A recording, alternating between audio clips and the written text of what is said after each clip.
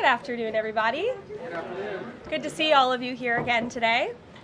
On Friday morning, President Trump will travel across the country to Anchorage, Alaska for a bilateral meeting with Russian President Vladimir Putin. The brutal war between Russia and Ukraine broke out under Joe Biden's incompetent leadership, but President Trump is determined to try and end this war and stop the killing.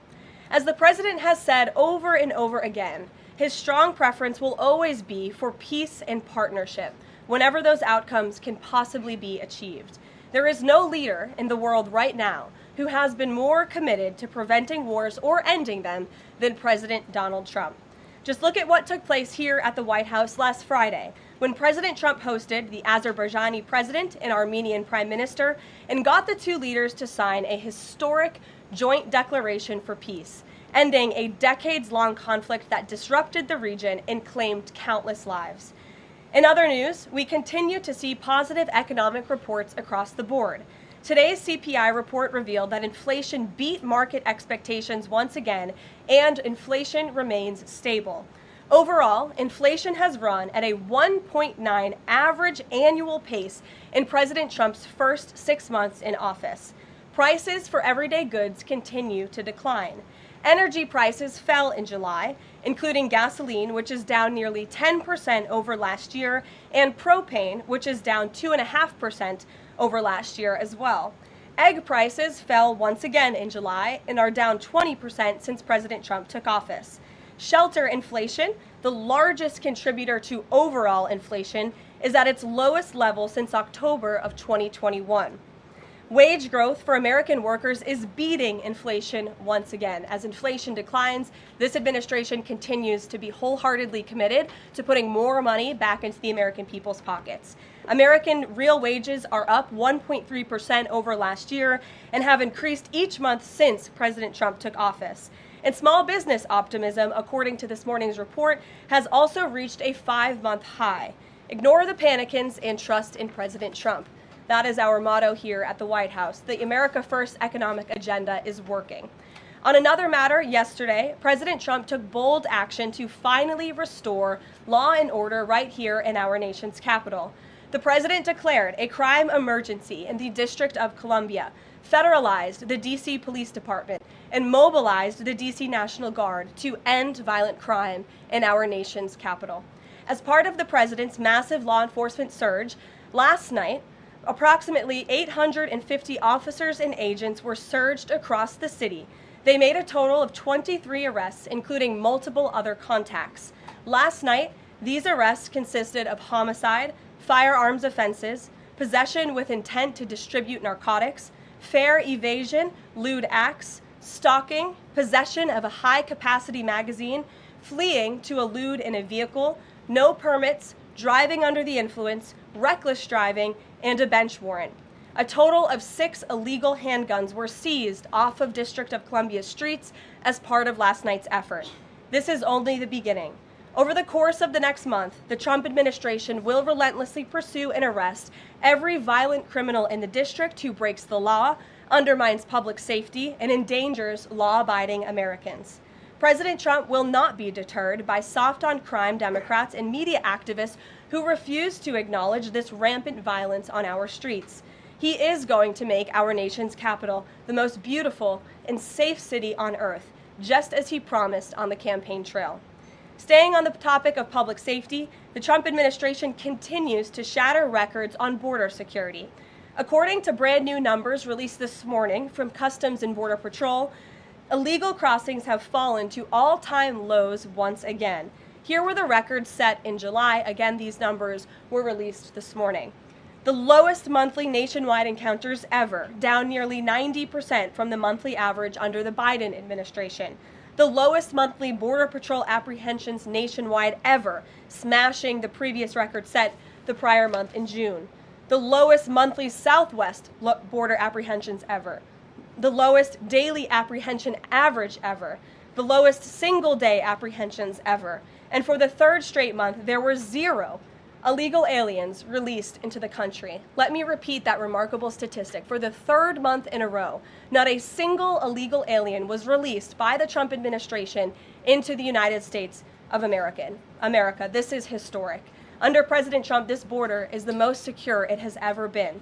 When you fortify the border, when you restore deterrence, and when you empower Border Patrol agents and our brave men and women in uniform to actually do their jobs to enforce our laws, like this president has, this is the incredible result. And in the interior of our country, criminal illegal aliens continue to be arrested and removed. Here are some of the criminals arrested by ICE in just the last few days. ICE Buffalo arrested an illegal alien from Jamaica convicted of attempted murder. ICE Buffalo also arrested an illegal alien from Ecuador convicted of leaving the scene of an accident resulting in death. ICE Houston arrested an illegal alien from Mexico convicted of manslaughter. ICE Newark arrested an illegal alien from Mexico convicted of the sexual assault of a minor. ICE Dallas arrested an illegal alien from Mexico convicted of assault causing bodily injury. And already the Trump administration has arrested more than 300,000 illegal aliens in 2025. Again, more than 300,000 illegal alien criminals have been arrested in the interior of our country in the first 6 months of this administration. And despite many false reports in the media, nearly 70% of these arrests have been criminal aliens with criminal charges or prior convictions. This is success all around. This is removing the most dangerous public safety threats from America's communities and returning these individuals to their home countries. So there's been success all around. I'm sure you have a lot of questions today. I'm happy to get to them, so let's get started. And as always, we'll start with our new media seat, who is our podcast host today, Benny Johnson. Benny, why don't you kick us off, and thanks for being here. Thank you, Karoline. As a DC resident of 15 years, I lived on Capitol Hill. I witnessed so many muggings and so much theft. I lost track. I was carjacked. I have murders on my Ring camera and mass shootings. I witnessed a woman on my block get held up at gunpoint for $20, and my house was set ablaze in an arson with my infant child inside. And so to any reporter that says and lies that DC is a safe place to live and work, let me just say this. Thank you. Thank you for making the city safe, because no parent should have to go through what my family went through, having the fire department rip open their door to save their infant child. And so thank you for your work on securing this city. My question to you is this. Nancy Pelosi has attacked the president for deploying the National Guard to the city, saying that it is to cover for his incompetence. Hillary Clinton has also attacked the president for securing the city of Washington, D.C. I'd like to get your response to Nancy Pelosi and Hillary Clinton. Sure. Well, first of all, Benny, I'm so sorry that happened to you and your family. There have been, unfortunately, far too many victims of crime in this city, and I know the majority of residents in the District of Columbia agree with you. In fact, a new poll from the Washington Post I was reading this morning, this was released in May of 2024, so it's quite funny how many of you in the media agreed with what the president was saying yesterday, but now once the president says it, many of you are disagreeing with him. But this poll released by the Washington Post found that 65% of district residents think crime is an extremely serious or a very serious problem, and this was up from 56% last year. So the concern that you share with so many other residents in the District of Columbia is real, and that's why this president is taking action to address it. To get to the heart of your question, I think it's despicable that Democrats cannot agree that we need more law and order in a city that has been ravaged by violence, crime, murders, property theft. This should be a winning issue for all Americans. I don't understand. It's just anything President Trump does, the Democrats want to disagree with. I think the president would love to work with Democrats on this issue to bring law and order to America's cities, but unfortunately they have failed, and that's why he's taken this historic action to federalize the National Guard. And as you're seeing from last night's numbers, we already have seen success. We are removing violent offenders, we are arresting criminals, and we are removing drugs and firearms off of the streets of the city to make it safer for all of its residents. Just a very quick follow-up to that. Given the heroic actions of a member of this administration just a few blocks from this building, will the president consider giving the Presidential Medal of Freedom to Big Balls? I haven't spoken to him about that, but perhaps it's something he would consider. I'll ask him and get back to you, Benny. Thanks for being here. Gabe. Thank you, Caroline. Regarding the President Trump summit on Friday, Why not invite Ukrainian President Zelensky to that summit? I know the president said yesterday that he planned to speak with him right after the summit and even before. But why not invite Zelensky, and whose decision was it to not invite him? Was it the president or was it President Putin? Well, this meeting came about because the president of Russia asked the president of the United States to meet through his special envoy, Steve Witkoff, who, as you all know, traveled to Russia to have a conversation with Putin at his request. And so the president is agreeing to this meeting at the request of President Putin. And the goal of this meeting for the president is to walk away with a better understanding of how we can end this war. And the president said at this podium yesterday when he joined all of you in the room that he hopes in the future there can be a trilateral meeting with these three leaders to finally bring this conflict to an end. But this administration has really used every lever, has taken every measure to achieve peace through a diplomatic solution. And I think the president of the United States getting in the room with the president of Russia, sitting face to face rather than speaking over the telephone, will give this president the best indication of how to end this war and where this is headed. And another question on something that happened yesterday, but I wanted to get the White House response. A judge ruled that the grand jury transcripts in Ghislaine Maxwell's case should not be released. What's the White House response to that? And do you plan to appeal? And what do you tell President Trump supporters who want that information released? We think that decision is unfortunate. Of course, we moved to unseal that information because the president has said he wants to see credible evidence released. As for the appeal process, I would defer you to the Department of Justice for that. Rachel. Thanks so much, Karoline. We are learning that President Trump spoke with Ukrainian President Zelensky. I was curious if you can share any more details about their call, and did Zelensky give President Trump any red lines, any non-starters ahead of this summit on Friday? Look, I don't want to reveal the private conversations between the president and President Zelensky, but what I can tell you is that the president has deep respect for all parties that are involved in this conflict and are trying to bring this conflict to an end. After Special Envoy Witkoff returned from his meeting with President Putin in Russia, his first phone call was to President Trump.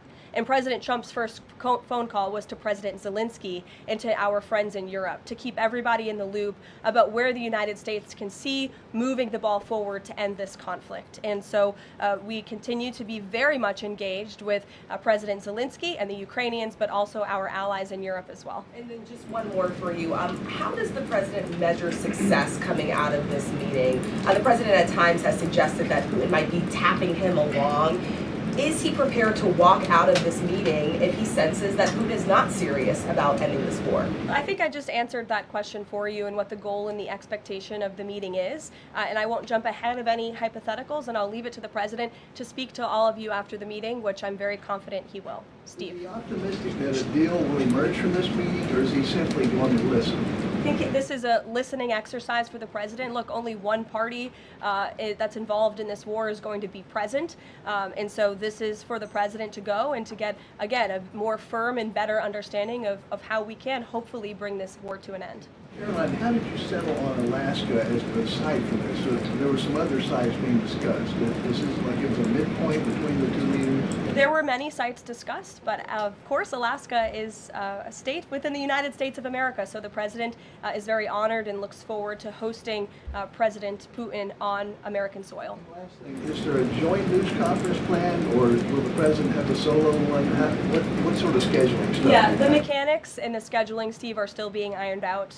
For Friday, we're working with our Russian counterparts to put those plans into action, and of course we'll keep you all apprised on the logistical details of Friday as soon as we get them. Charlie?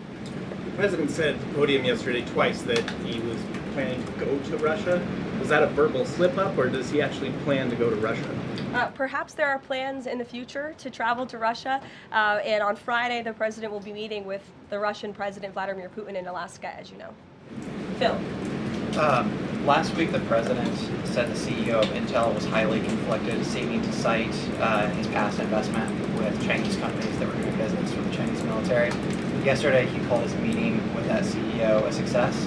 So what can you tell us about what the Intel CEO said to President Trump that changed his mind? The president put out a statement that you cited, Phil. I will leave it at that. He shared his thoughts on that meeting and how it went, and for any further comment on that, I'll leave it to him to make. Will the Bureau of Labor Statistics continue to put out monthly jobs reports?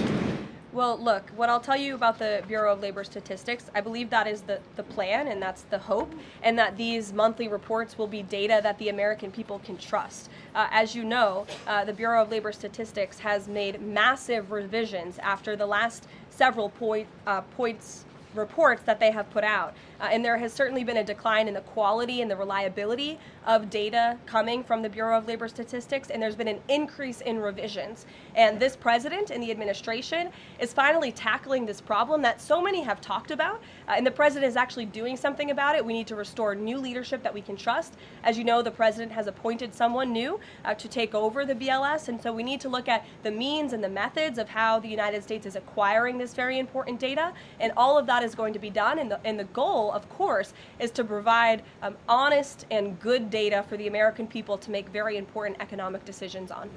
Michael. Thank you, Caroline. 2 questions, if I may. The president has talked about land swaps between Russia and Ukraine. Vladimir Putin says he wants Russia to hold on to Russian-occupied territory in eastern Ukraine. Is the White House at all concerned about the messaging that potentially giving over or allowing for Russia to maintain its occupied territory in eastern Ukraine, what that might say to other U.S. adversaries like China? Look, right now, the President of the United States has done more to end this war than his predecessor, Joe Biden, who allowed this war to take place. This war, don't forget, happened at the result of the weakness and the incompetence of the previous administration. And so the president inherited this conflict, and he is determined to end it. And it's a very complex and complicated situation.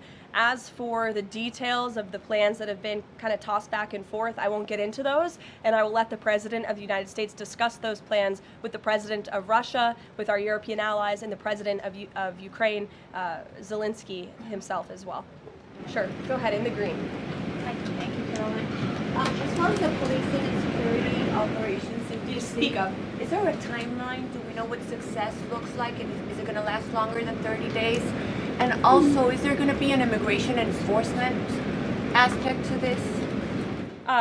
So can you speak up a little bit? The air conditioning is bumping in here for all of you today after yesterday's heater, so we've got to stock up. You're welcome. Go ahead. Is there a timeline for the security operations here in DC? And also, is there going to be an immigration component to this? And what would that look like? Look, if law enforcement officers encounter a criminal in this city, and they are an illegal alien, of course the appropriate measures to detain and deport that individual will be taken, as they should. No city should be a sanctuary for anyone other than law-abiding American citizens, and that has been the position of this administration since day one. As for the timing, we will reevaluate and reassess and make further decisions after this 30-day period is up. But within these 30 days, our entire focus is making sure that this is the most efficient operation possible and that we are removing as many criminals from the streets and we are cleaning up DC as best as we can and working with the Metropolitan Police Department to do that. I know the mayor just spoke several minutes ago. I was watching her on television, and she said that an increase in law enforcement officers on the streets will be helpful to deter crime in this city, and we look forward to working with these brave men and women of the Metropolitan Police Department to remove criminals off of our streets and to keep law-abiding citizens in the district safe. Josh. Thank you. The President weighed in on Jay Powell again today, you might have seen. He said that he's considering allowing a major lawsuit against Powell to proceed because of the, quote, horrible and grossly incompetent job he has done. Can you tell us about that? What lawsuit is he talking about? He's considering a lawsuit, and I won't speak on it any further. I will allow the President to do that himself. Is it fair to say the administration is considering suing the Fed chair over this renovation? That's what the President is saying. Has he had discussions with anyone about this, or is this just like how advanced is this right now? At this moment in time, the President is considering a lawsuit against the Fed, and I will leave it to him to comment further on it. Tamara, go ahead. We talked about, yesterday we talked about the NVIDIA chips deal the President has struck. It was AMD, the 15% stake that will go to the government. Do you have any detail on how that came about? The President said he asked for 20% from NVIDIA. Did he make the same 20% ask to AMD, and or is this something the administration is looking to do with other either chips or products going forward? Is this a model it wants to build on? Well, look, right now it stands with these two companies. Perhaps it could expand in the future to other companies. I think it's a creative idea and solution. The legality of it, the mechanics of it is still being ironed out by the Department of Commerce, and I would defer you to them for any further details on how it will actually be implemented. But again, this was another idea of the president and his brain trust on his trade team to try to, get good deals for the American people and the American taxpayer. The report that China is discouraging use of the H-20 to some companies. Since this, we're reporting that overnight there was private guidance sent to companies not banning the chip but urging them to steer away from it. I wonder if you have any response to that. I haven't read the report. I will, and we'll get you a comment on it. Tamara. Thank you. Last week, the meeting with Putin was sort of described potentially as an opportunity for a deal. Now it's a feeling out. Has there been a shift in expectations within the White House or an effort to temper expectations about what success looks like for this meeting? Well, I mean, look, I think both can be true, right? The president has always said he wants a peace deal. He wants to see this war come to an end. But this bilateral meeting is a bilateral meeting between one party in this two-party war, right? You need both countries to agree to a deal. The president is accepting this bilateral meeting with Putin on Friday, and I will let him speak further to it after it concludes about how he felt it went. And also, completely unrelated topic, regarding the president's efforts in Washington, D.C., do you have any specifics about how homeless people will be dealt with, where they would be moved to? What does this look like? I do, yes, and it's an important question, so thank you for raising it. The Metropolitan Police Department, with the support of the new federal agencies who have been surging on the streets of the District of Columbia, are going to enforce the laws that are already on the books here in Washington, D.C. For far too long, these laws have been completely ignored, and the homelessness problem has ravaged the city. So D.C. Code 22-1307 and D.C. Municipal Regulation 24-100 give the Metropolitan Police Department the authority to take action when it comes to homeless encampments. So homeless individuals will be given the option to leave their encampment, to be taken to a homeless shelter, to be offered addiction or mental health services, and if they refuse, they will be susceptible to fines or to jail time. Again, these are pre-existing laws that are already on the books. They have not been enforced, which is part of the reason for this federalizing of the National Guard to bring in this assistance for law enforcement. While we are targeting criminals and trying to remove criminals off of the streets, we also want to make DC safe and beautiful, and that involves removing mentally disturbed individuals in homeless encampments as well. So we will be using these regulations and code that already exists to clean up our streets, and we've already had great success.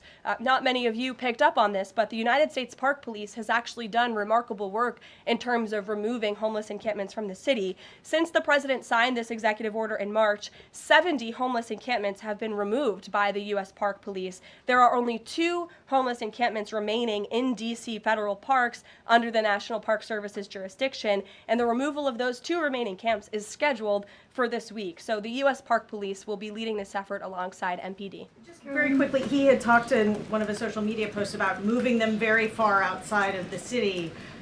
Is that off? No, it's not off. We're exploring how we could do that. But again, homeless shelters,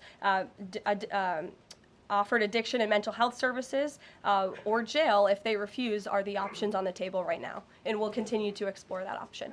Sure. Thank you so much, Karoline. President Zelensky said moments ago that he thinks Russia is preparing for a new offensive on at least 3 different areas of the front line. Is this something that you could confirm based on U.S. intelligence? And if the president sees that Putin is indeed planning major new offensive or moving troops, would he call off the meeting on Friday?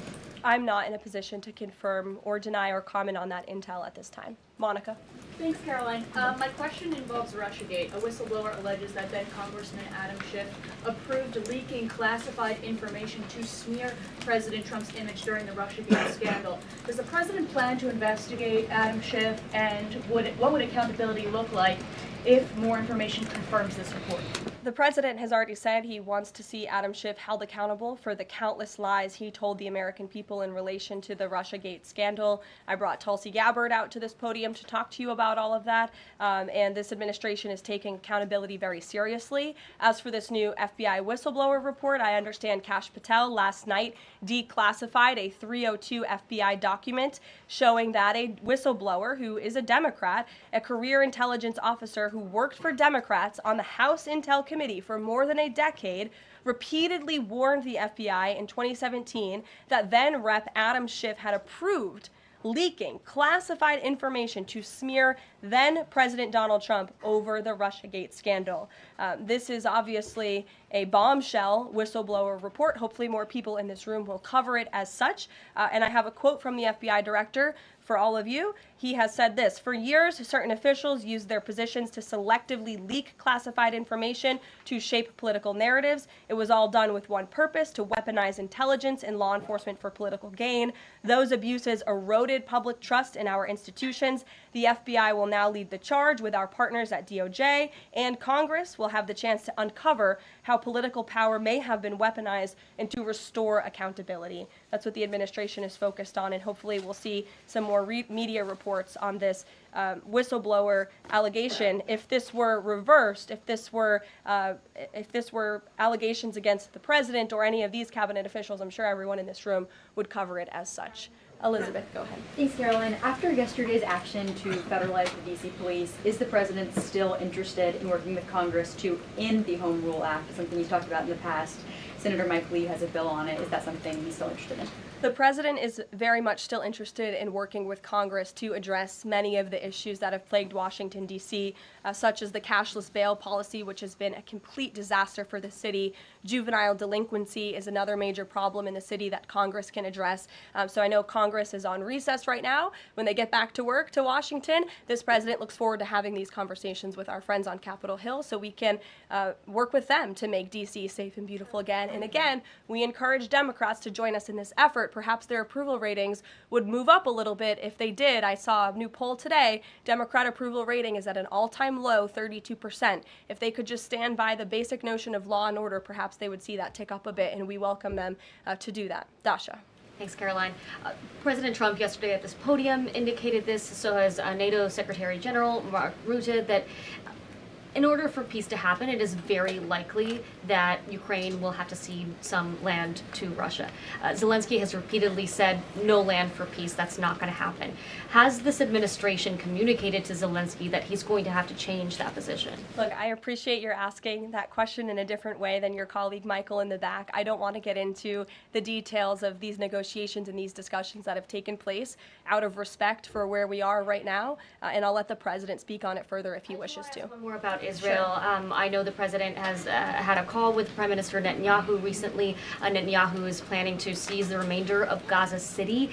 What is the administration's position on this move by Israel's government? Look, this is an incredibly complex and complicated war that, again, was inherited by this president, by his predecessor, Joe Biden.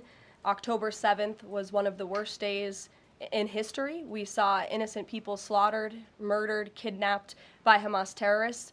This administration has taken extensive time and effort and resources since Inauguration Day in January to end this conflict. We have given many flexible arrangements backed by Israel to Hamas, and unfortunately, Hamas has never agreed.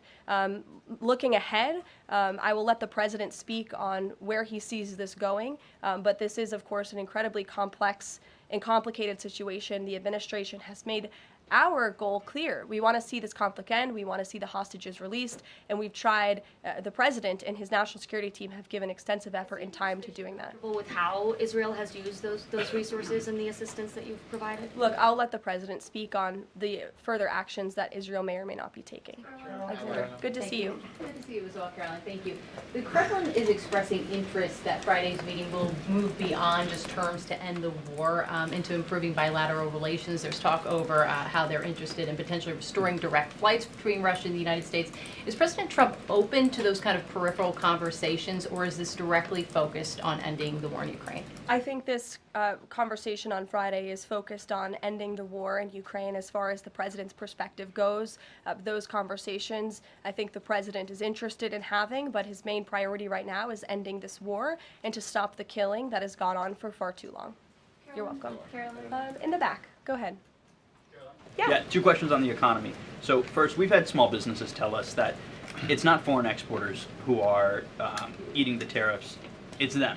And they've held off on raising prices, but soon they're going to have to raise prices. What is the White House's message to them?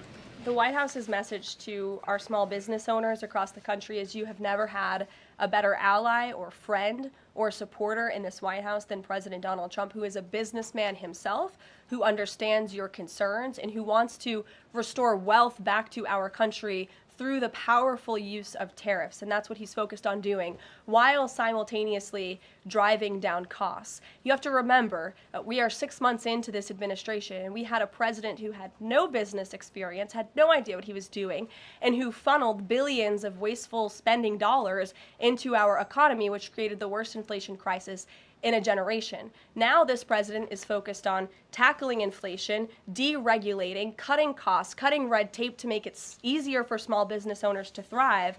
And again, the economic indicators show that we are moving in the right direction. In January, when this president showed up to the White House, the 6-month annualized core inflation rate was 3.7%. Today, 6 months later, the 6-month annualized core inflation rate is 2.4%. So we are trending in the right direction. Moving forward, since President Trump took office, for another 6 months, inflation will be tracking at 1.9% at this trajectory. You look at grocery prices, they fell, energy prices fell, fuel oil fell, ship fares fell, propane fell, butter, margarine, eggs, non-prescription drugs. You go through the list of items that are falling. And then I would also point to that report this morning showing that small business optimism has reached a 5-month high. So look, we inherited an economic mess from the previous administration, but this administration is focused on fixing it every day. And part of that is signing the largest tax cuts into law to put more money back into the pockets of these small business owners. Just on the BLS, they collect the inflation data, obviously. If the jobs data is not reliable, should Americans trust the inflation data? Well, look, the jobs data has had massive revisions. We want to ensure that all of the data, the inflation data, the jobs data, any data point that is coming out of the BLS is trustworthy and is accurate, which is why the president has restored new leadership at the BLS. Sure, go ahead. Yeah. Okay. Hi. Thank you. So Gavin Newsom has said that California is going to sue in response to the government's demand for $1 billion from UCLA over the DOJ's anti-Semitism findings. Newsom has called this extortion and ransom. So I'm wondering what the White House's response is to Newsom on UCLA. Bring it on, Gavin. This administration is well within its legal right to do this, and we want to ensure that our colleges and our universities are respecting the First Amendment rights and the religious liberties of students on their campuses, and UCLA has failed to do that. And I have a whole list of examples that I will forward to Gavin Newsom's press office if he hasn't seen them himself. Brett. Thanks, Caroline. What was the reason that President Trump chose to move on from Billy Long as IRS Commissioner? Look, I think the president wants to see Billy Long as the ambassador to Iceland. As you know, that is where he will be headed. And the president loves Billy Long, and he thinks that he can serve the administration well in this position. For now, Secretary Scott Bessent will be the acting IRS Commissioner. Timeline for announcing a new pick? Go ahead. Thank you. Ed, go ahead, but wait, then in the back. Yes. Go in the back first. Okay, sure. Thanks, Caroline. One foreign policy and then one domestic question, if I may. There are roughly 30,000 children from Ukraine who have reportedly been abducted and are kind of dispersed around Russia. They've been showing up on these websites for adoption. Is their return a red line for the president in any deal ending the war? The administration is aware of these reports. I don't want to set red lines for the president on his behalf from this podium. However, the president did encourage Ukraine and Russia to speak directly to one another in terms of these humanitarian issues. And we have seen progress. You have seen prisoners of war swapped between these two countries as a result of these direct talks, as well as children, and that remains a concern, but it's one that Russia and Ukraine need to iron out together, which is why this president has encouraged them to speak. And then if I can, Sure. The DC action real quick. The president said yesterday that this is a model federalizing the National Guard that could be used to combat really high rates of crime in other cities like Chicago, LA, Baltimore. What sort of authority would he have to deploy forces like that, absent the Home Rule Act? Look, the president is speaking about what he'd like to see take place in other cities around the country. Right now, this administration is focused on making D.C. safe and beautiful again. When the time comes, we'll talk about that. But I will note that the president wants to see all of our nation's cities be safe. But I think starting with our nation's capital is a great place to begin, and it should serve as a model for the rest of the country.